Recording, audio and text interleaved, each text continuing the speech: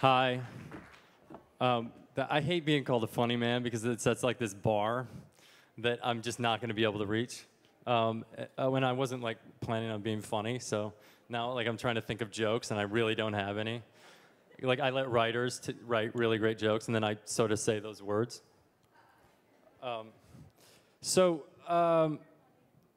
Thank you, wife. My wife thinks I'm funny. That's like a good cue. All right, I'm going to go over on time probably, and I'll try to be more interesting than I'm being right now.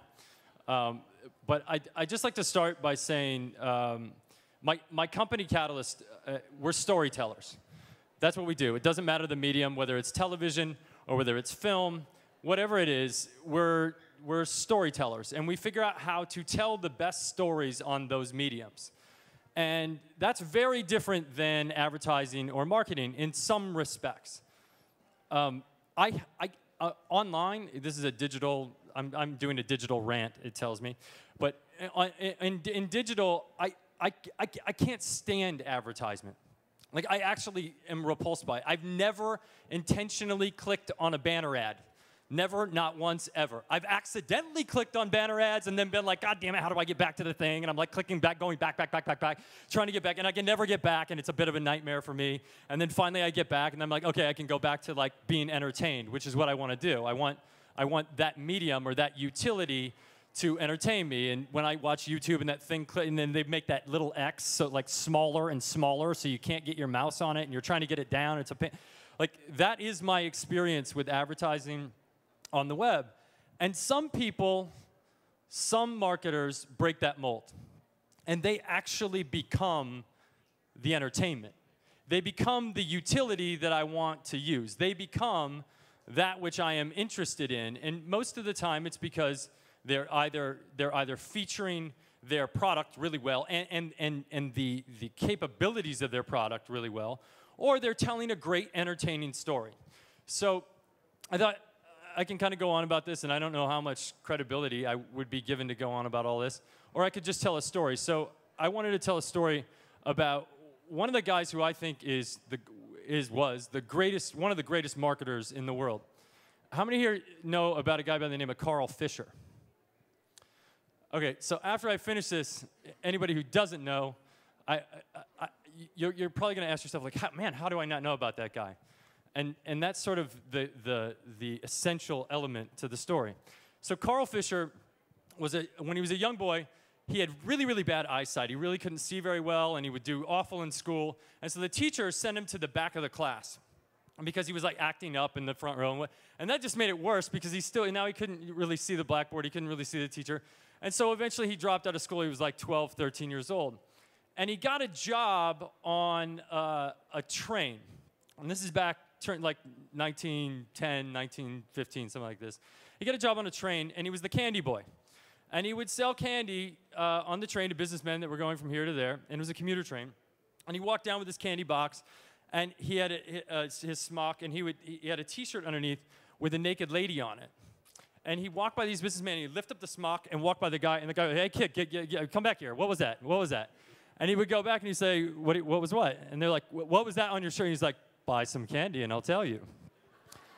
And so they would. And so Carl made a lot of money doing this because he knew how to market his product with something that these guys wanted. I'm not saying put a naked lady on the front of an advertising box, but what I am saying is, like, he knew how to lead with that level of entertainment and storytelling. So he made a lot of money, and he was really into going fast. He couldn't see, but he really wanted to go fast through life.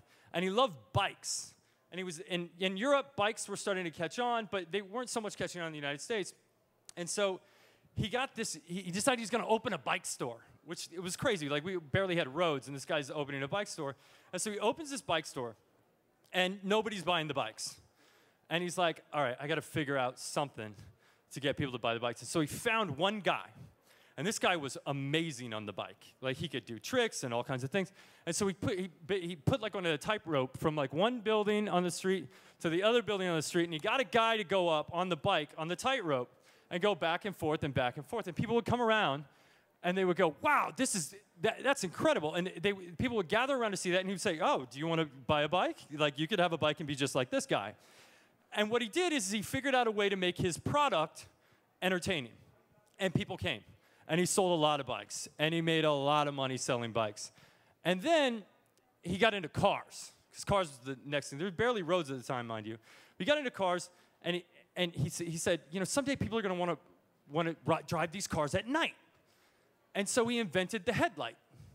And he put this headlight on the car, and sure enough, people wanted, he created a great product that people wanted. He solved the problem, put it on this car, and sure enough, people were interested in it. And so he decided he's going to start selling cars and the headlight, and he sold the headlight to a company, and now he's going to open this car sales store. And people are buying other cars and not his car. He's like, I got to do something. So he attaches this car to a hot air balloon, goes up, this is in Minneapolis, he goes up in the air over Minneapolis, he's flying around in this hot air balloon with the lights on the front of it, and people are like, oh my God, there's lights in the sky, this is it. And people started watching and paying attention and seeing what he was doing, and they started buying cars. But at the same time he was in the balloon, he saw this woman down below, and he said, we have to land this balloon. And he goes, and love's got him by the tail.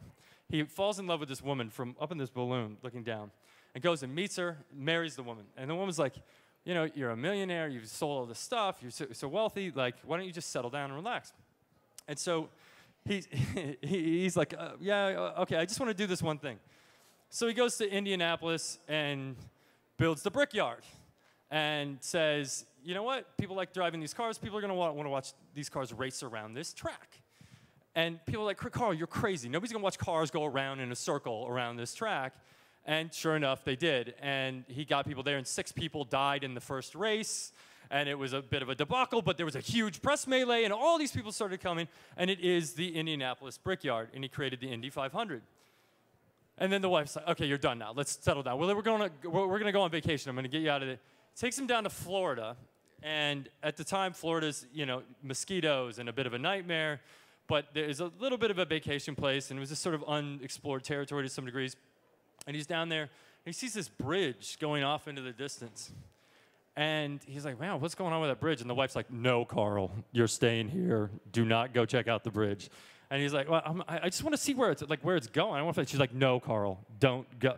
He's like, I just want to see where the bridge is going. So he goes and he meets the guy, and the guy's trying to build the biggest bridge in the world.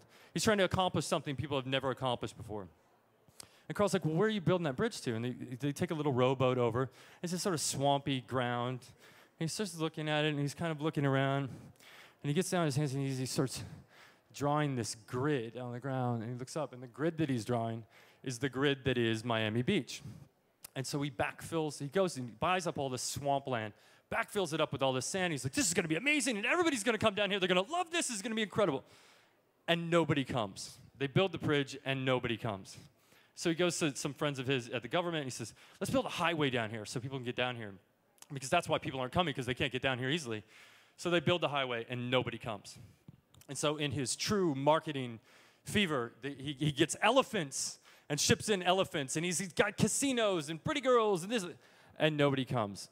And so he gets his friend, who's the president at the time, and the president comes down, and he kidnaps the president and does like a whole photo shoot with the president in Miami, and it's incredible.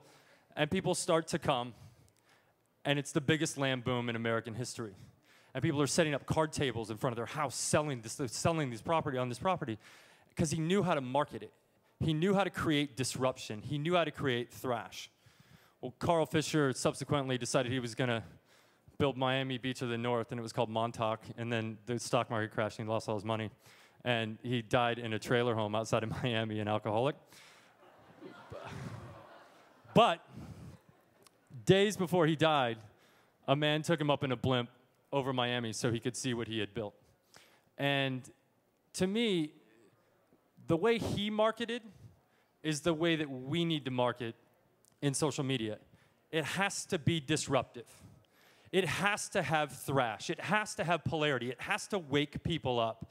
And what wakes people up is great stories. And so my company, we've decided to build a thing called Thrash. And Thrash is going to be a social storytelling factory. We're going to go around the world, just like Carl Fisher would have done. And we're going to find the best storytellers in the world, the best digital creators in the world, and we're going to teach them what we know about social media, what we know about that long-tail conversation, what we know about the fact that when you have thrash and you have polarity and you have people, half the people are disagreeing with you and half the people are agreeing with you, and that's what creates conversation. And when you have a wave coming on this side and a wave coming on this side, the boat doesn't tip over.